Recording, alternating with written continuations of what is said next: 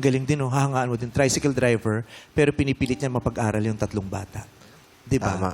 Habang nagsisilbing nanay din. Correct. Itong mga istoryang to, ang kailangang marinig. Di ba? Para mabigyan sila ng suporta. Di ba? Kailangan silang mabigyan ng suporta eh. Dapat sinusuportahan to ng gobyerno, yung mga tricycle drivers, solo parents. May pang-suporta sa inyo dapat eh. Kundi lang pinambili ng Hermes ng mga asawa at anak nila.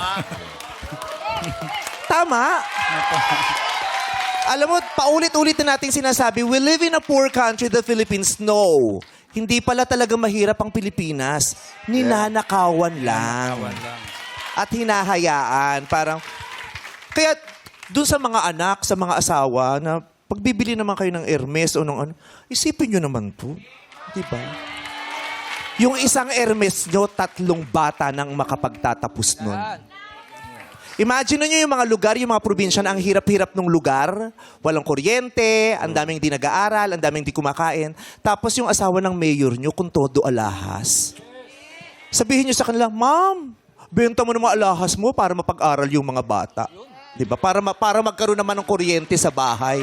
Diba? Te, ganda nung bag nyong magkakapatid. Benta nyo naman yan para gumanda naman yung kalsada natin. Diba? Yung ganon. Kailangan nyo silang obligahin kasi pera nyo din naman yun. Diba? Correct. Yes.